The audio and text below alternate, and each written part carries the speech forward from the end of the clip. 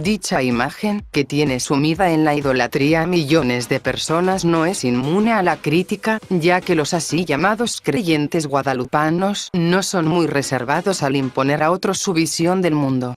Es cierto que tener criterio en un mundo de religión es difícil, menos cuando los religiosos en gran medida son poco tolerantes. Si bien no intento ofender a nadie, mostraré hechos constatables que son pruebas por sí mismas de las inconsistencias del milagro guadalupano. Pero cortemos rollo y mostremos las pruebas. Prueba 1. La Virgen de Guadalupe no se llamaba Guadalupe. La Virgen de Guadalupe mexicana es en realidad una copia de la Virgen del Coro de Extremadura, parte del culto español a la Virgen de Guadalupe de Cáceres en Extremadura, donde podremos ver la estatua en la que se basa la pintura muy anterior a 1531. La Virgen de Extremadura, que usualmente es representada como una Virgen morena, tiene su origen al finalizar la invasión islámica del siglo VII a España.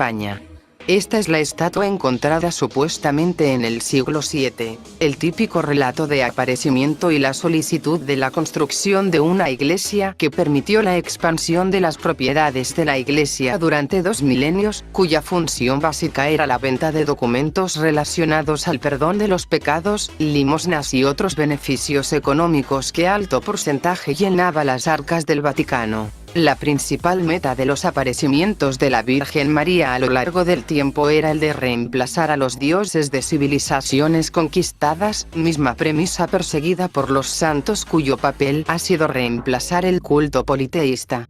El origen mismo de la Virgen María aparece para reemplazar a la adoración a la diosa Isis, que se expandió a lo largo del Mediterráneo y Anatolia, llegando a Roma con fuerza. La historia se supone que fue donada por el Papa Gregorio I el Magno, al que era entonces obispo de Sevilla. La figura fue escondida al inicio de la invasión mora a España en el 711, perdiéndose por cientos de años para luego ser rescatada por un humilde pastor que actuó bajo la influencia celestial en 1326, encontrada cerca del río Guadalupe en la provincia española de Cáceres. Significado de Guadalupe. La figura es una representación de la Virgen María, nombrada Guadalupe en referencia no al nombre, sino a la región donde fue encontrada, en este caso, la ribera del río Guadalupe, cuyo nombre significa río escondido.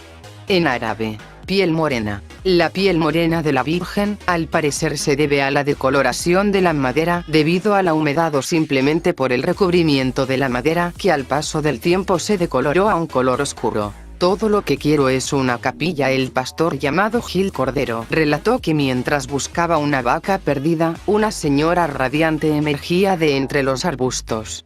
Después de indicarle el lugar que debía excavar para desenterrar el tesoro, ella pidió que se le construyera una capilla que original. Prueba 2. Cristóbal Colón. En su segundo viaje a lo que luego se definiría como las Américas, recordemos que el descubrimiento se le atribuyó a un estafador llamado Américo Vespucio. En 1493, el 14 de noviembre, se descubriría la isla que Colón nombraría Guadalupe. El nombre es en honor a la Virgen de Extremadura. Se dice que Cristóbal Colón oró en el santuario de Guadalupe antes de realizar su histórica expedición, y al descubrir la isla de Caruquera el 4 de noviembre de 1493, cambió el nombre a Guadalupe en honor a la patrona de Cáceres. Desde 1635, la isla de Guadalupe es una colonia francesa. Como vemos, el concepto de Guadalupe ya rondaba aún antes de llegar a México. Si tal virgen fuera un hecho divino, ¿por qué entonces la misma se mostraría como en las tradiciones europeas y no en las indígenas o las propias del Israel del siglo I?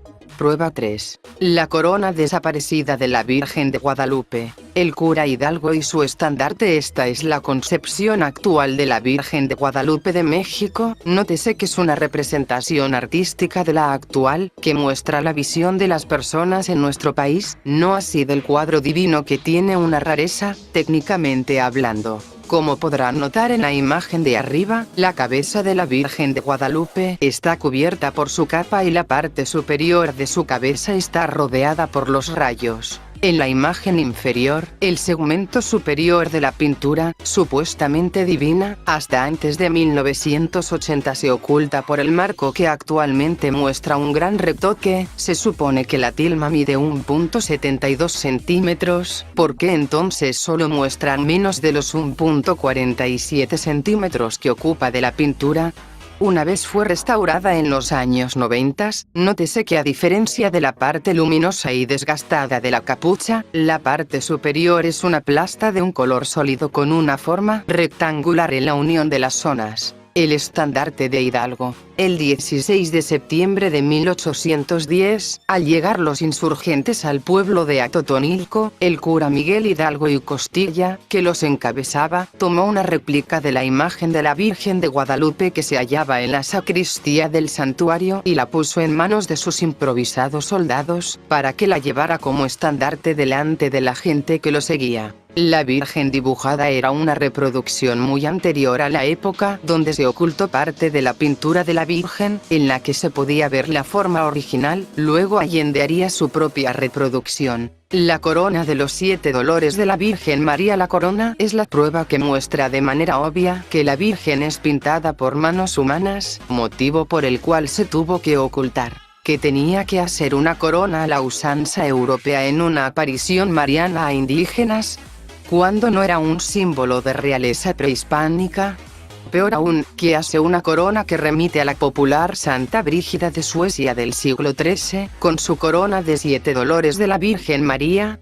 Libro, Regla Cristiana de Fray Juan de Zumárraga para 1547, un año antes de su muerte, Fray Juan de Zumárraga termina uno de sus libros, Regla Cristiana, donde hace una pregunta absurda para alguien que vivió un portentoso milagro 16 años atrás. ¿Por qué ya no ocurren milagros?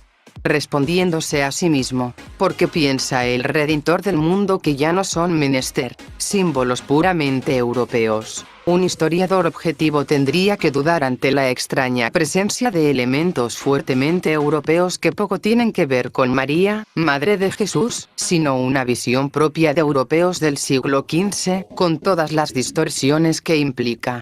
Prueba 4. La estatura de Juan Diego resulta asombroso, por no decir ridículo, que nadie se cuestione que una tilma que mide 172 centímetros por 103 centímetros de ancho que representa el frente de la vestimenta de Juan Diego, pueda ser llevada por un indígena, que en esa época, no era probable que midiera más de 1,60 metros, incluso ahora es poco común ver a indígenas que pasen 1,70 metros.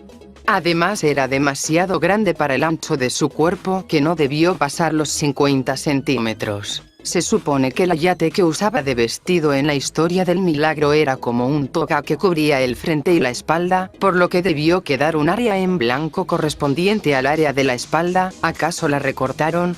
Conclusión. Una persona de 160 centímetros de altura solo podría llevar un ayate de 1 metro de alto por 1 metro de ancho que cubriría desde la base del cuello a los tobillos, aunque debería ser mucho más corta, pero lo probable es que un indígena como Juan Diego fuera más pequeño y con una cintura delgada. Si le sumamos los 72 centímetros faltantes, la altura de Juan Diego estaría en el orden de 2.32.40 metros de altura, que salvo que fuera un prodigioso nórdico, esa altura sería poco probable, además que el ancho de su cuerpo estaría entre los 100 centímetros que representa el frente. Prueba 5. Esto es lino, esto ayate. Todos dicen que la Virgen fue hecha en ayate, según el estudio mandado a hacer por Guillermo Schulenburg, ex abad de la Basílica de Guadalupe, es de materiales más aptos para la pintura como el lino.